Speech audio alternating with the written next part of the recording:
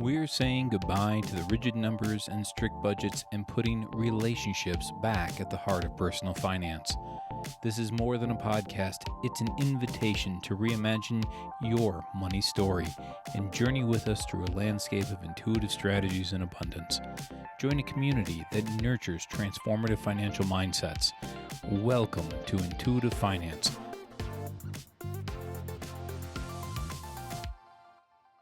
I'm walking in the door to my apartment. I've come home early from work and I cannot wait to see my wife and my daughter.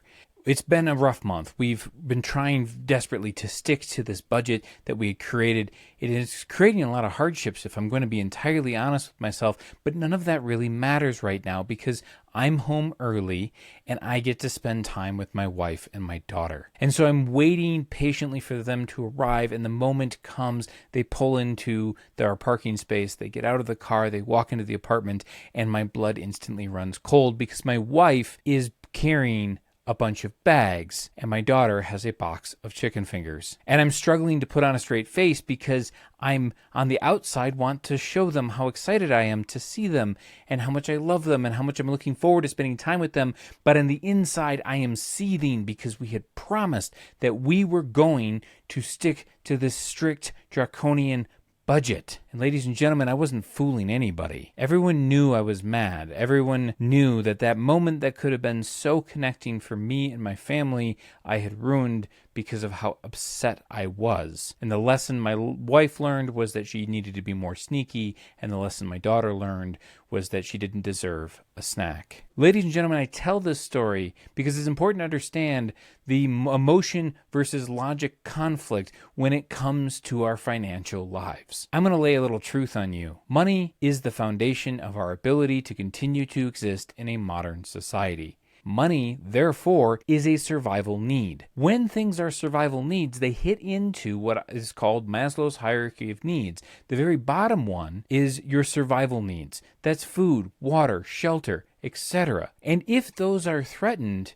the ability to create safety and security, have relationships, generate esteem, and self-actualize to your higher calling, those crumble and go away. And because it's so core to our ability to exist in a modern society, this means that money is emotional. It's been said a lot that personal finance is personal first and everything else is a distant second. And that, ladies and gentlemen, is probably the truest statement when it comes to personal finance that you're going to hear on a regular basis. Money is emotional. Personal finance is personal. Let me just give you a framework to kind of picture this idea, because we want to believe that somehow inside of our core as to who we are, we're this hyper-logical being, that we're able to just, think, come up with a good solution, and then we're going to execute that solution because we're going to have some good discipline, aren't we? We're going to have some good discipline. But unfortunately, the logic brain isn't the one in charge. See, if life was a car, your emotions showed up first and claimed the driver's seat. And this is because when you were born, your number one goal was to survive, and you survived by attaching to your parents.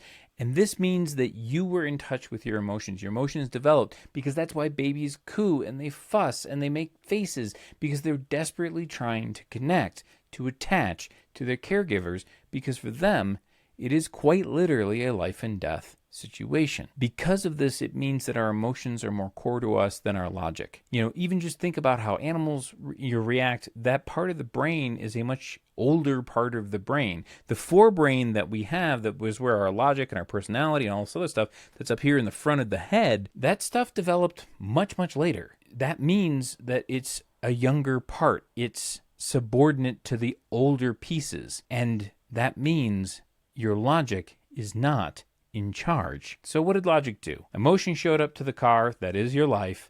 First, claimed the driver's seat, logic called shotgun.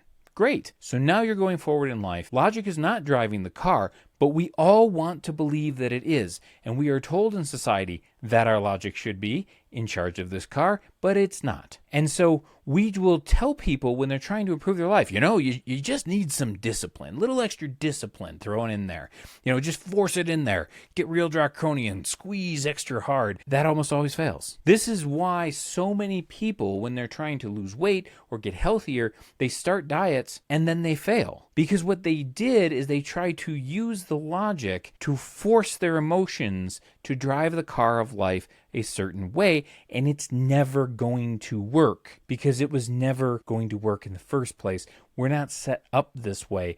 This isn't how humans function. It will work for part of the time, but then what's going to happen? And what's happened every time you've tried this tactic? Just think back to it, and I know you have because we all have. When you've tried it, you were fine for a while, you had some victories, you felt really good about yourself, and then you kind of stumbled, and this had this rebound effect that put you in a far worse place than where you started. My money story is exactly this.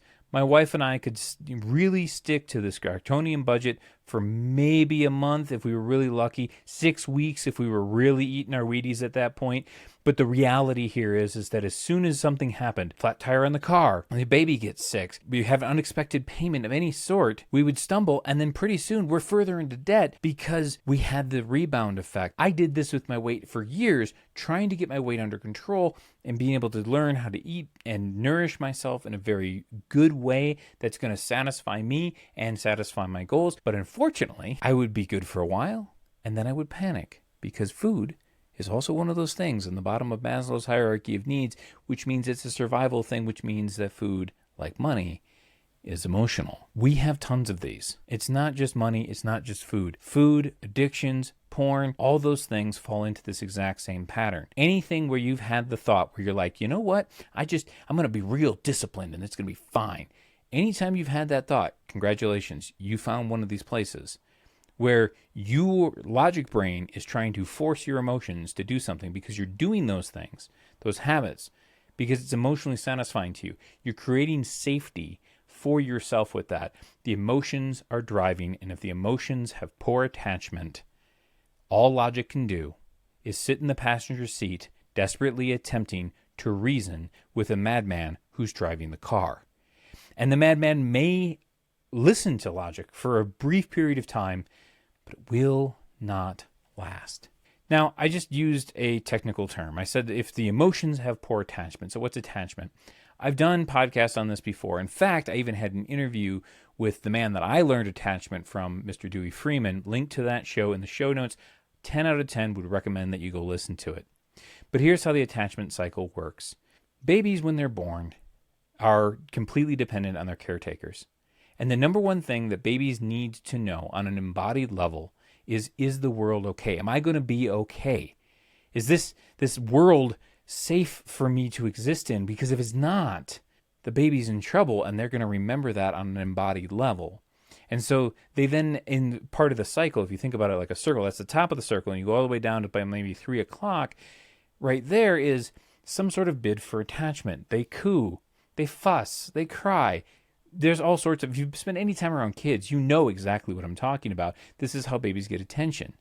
They're making a bid to have a need met, whether it's nourishment, motion, touch. Those things are critical to a baby's survival, and that's what they're wanting.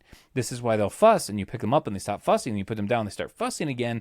Well, it's because their need was of touch. And when you pick them up, you satisfied the need, but it wasn't done. If the need is then satisfied, which would be the bottom, called 6 o'clock on the circle, then the baby is going to be like, oh, the world's okay. That's 9 o'clock. And then it goes back to the top where I have a need. We all are still on this. We continue to do it. The problem is that in the bid, in between where the bid for a need is to be satisfied and it actually being satisfied, that's where the disruption happens. And when that happens, it leaves a lasting impression upon us. Sometimes we will develop addictions, and those addictions are typically to something else that's satisfying the need.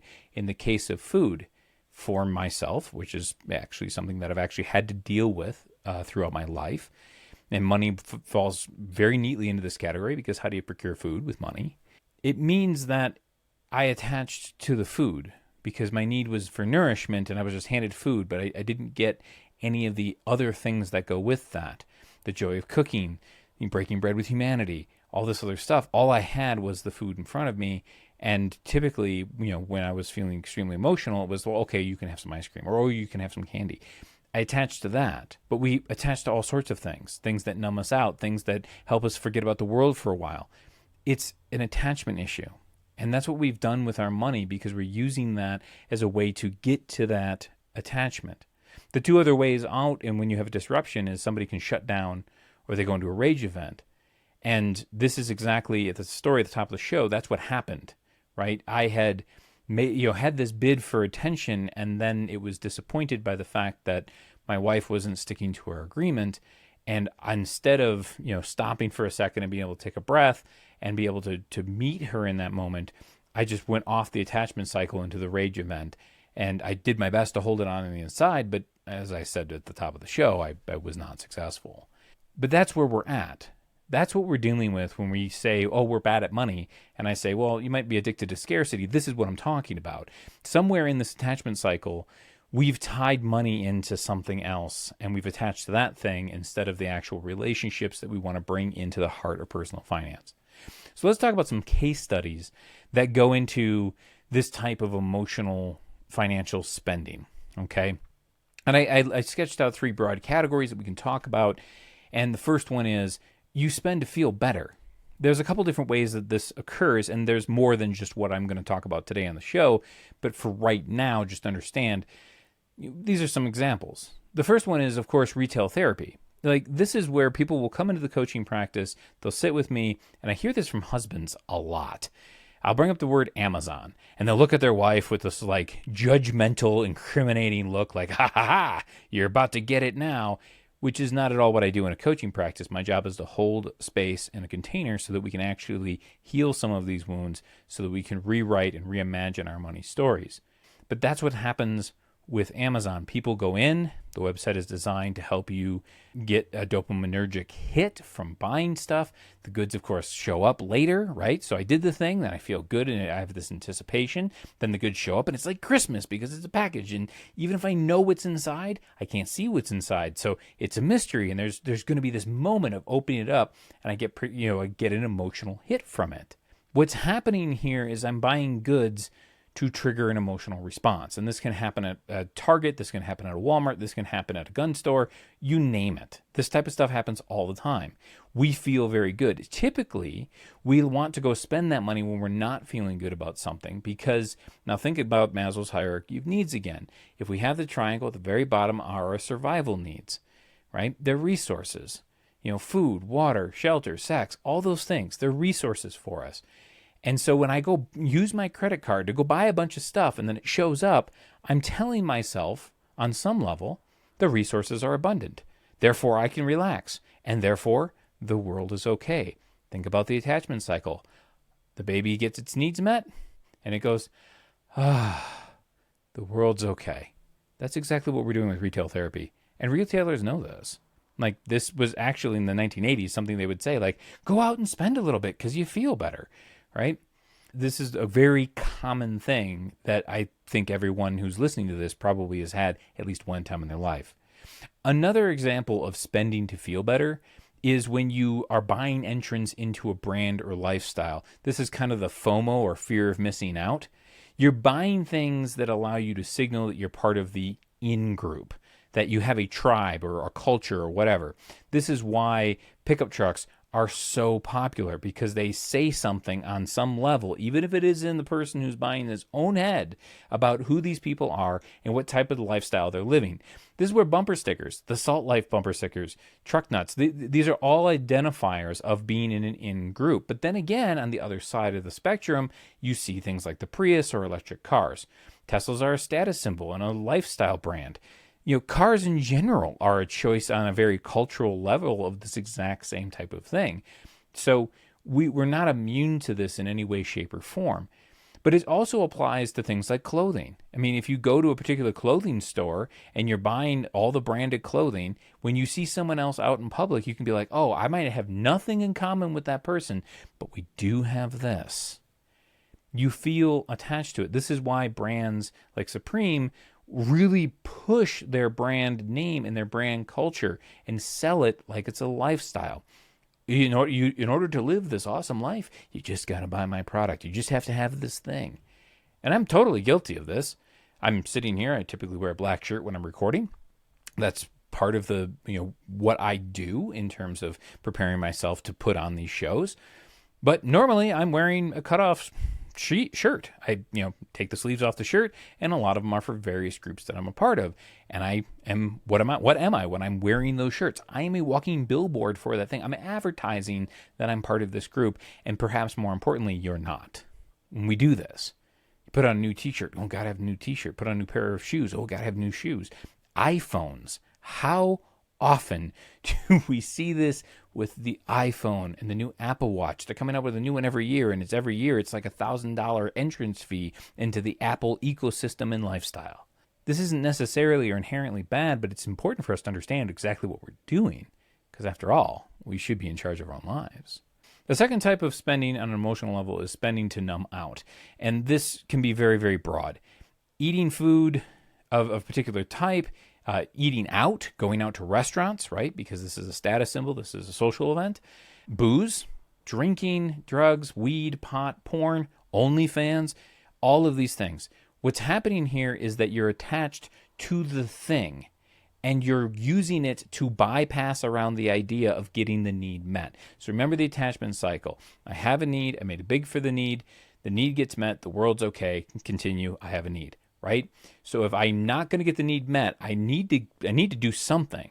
And so I'm going to use something else to bypass back to having needs, because I'm going to skip that part of getting the need actually met and the world being okay.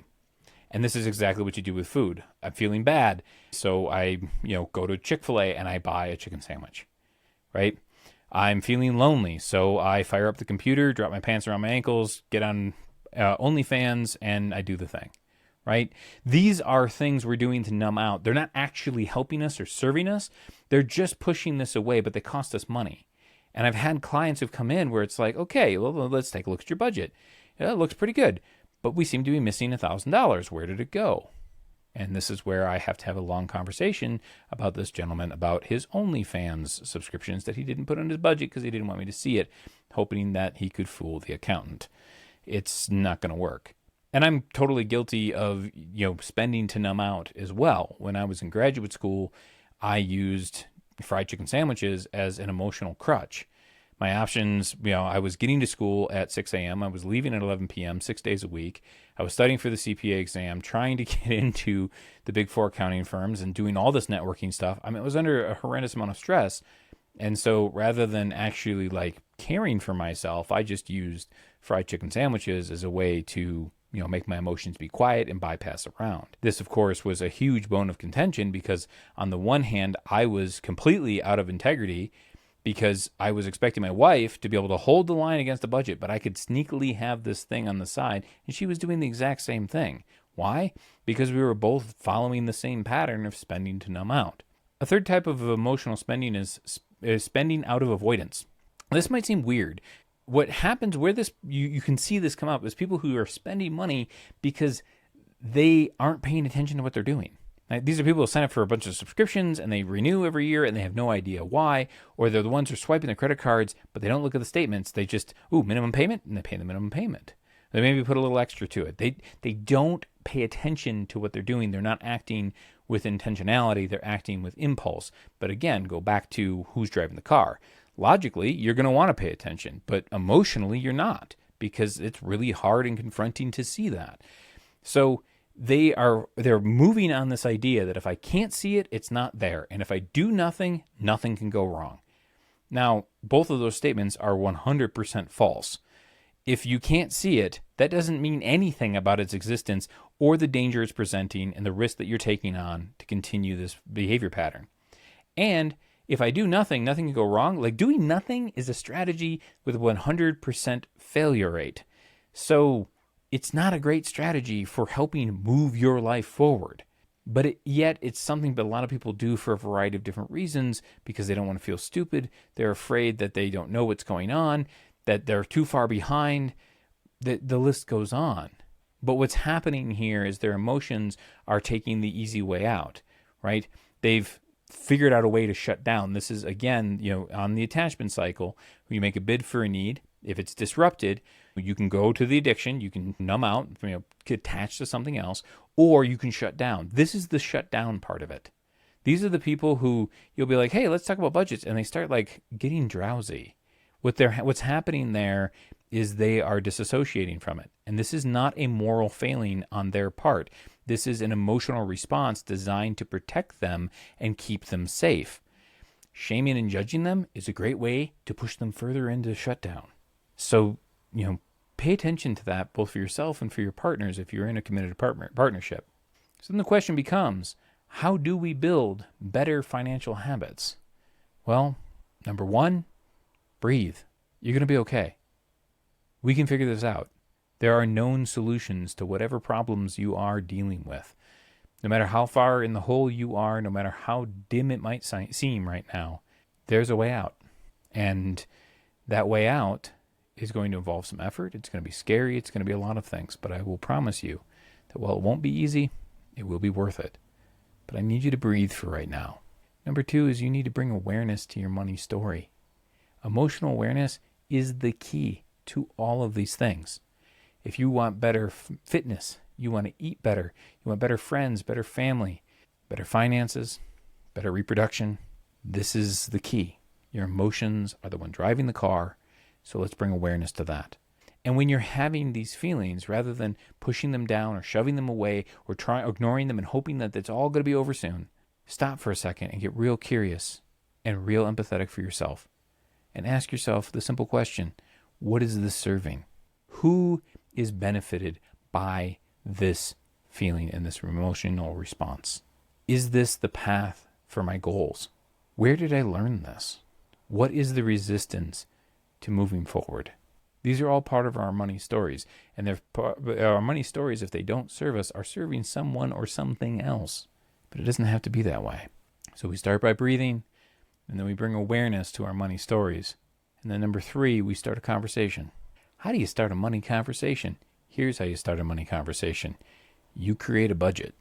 Budgets are a four-letter word in the personal finance world because you have two brands of people, strict draconian budgets, or nope, don't ever look at budgets because you are the bank and you will make it in this world. Just think and you can grow rich. And both of those perspectives are, in my view, wrong.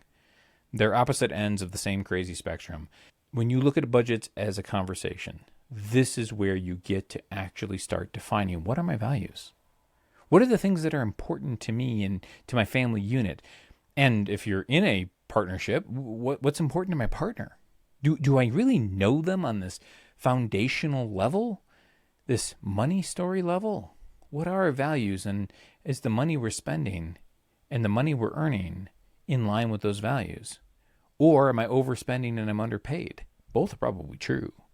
What are our goals? Where are we going with this? What's really important? And this is where you get into like the avocado toast and the grande latte from that Seattle-based coffee chain. And people say, well, you got to get rid of that latte. And I would say, well, do we? First off, if it fits in the budget, why would you get rid of it? Secondly, if that latte is what is emotionally satisfying you and is making you a better human, a better husband, father, community leader, whatever it is, then it's a necessity and it's not an optional thing. But again, if you're sitting there going, well, I cannot function because I'm too tired. Well, okay, the conversation isn't the latte then. The conversation is your sleeping habits. But we're starting a conversation. We're using our budget to do so. And what's our plan? When was the last time, if you're in a committed partnership, that you sat down and had a business meeting with your spouse? And in my interview with Duey, he talked about this, about two lawyers who, together were bringing in $500,000. If you were running a $500,000 business, would you have business meetings to get on the same page with everyone else involved with that business? You're damn right you would. When he said that in that interview, my mind was just blown because it was like, oh my God, that's exactly what's going on. When I look at my income and my wife's income and our expenses, it looks just like the financial statements that I audit. It's the same thing. So why are we not having a business meeting? Now, are those business meetings easy? No. Are they challenging and confronting? Yes. Are they worth it? 100%. But the budgets are a conversation. They're a place where you start.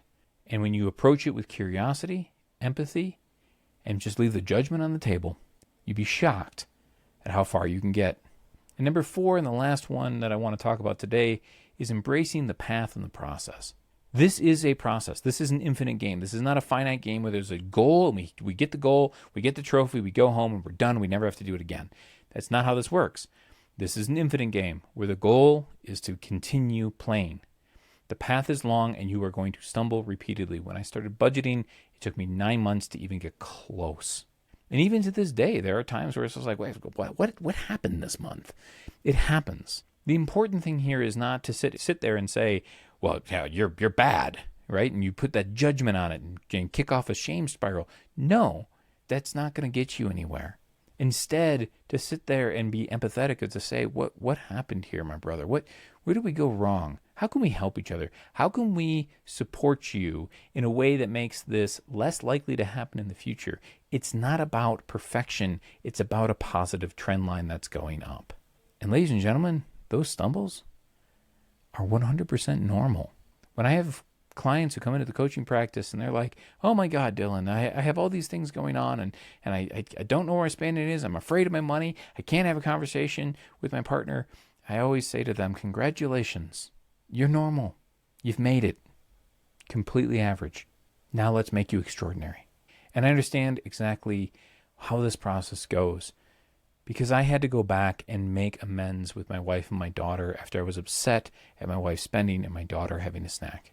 I had to understand that my emotional state and their emotional states are key because money is emotional and it's tied to our survival.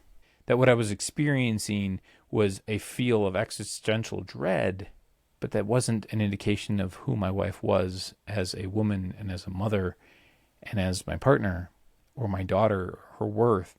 It was an expression of where my attachment issues were in relation to money.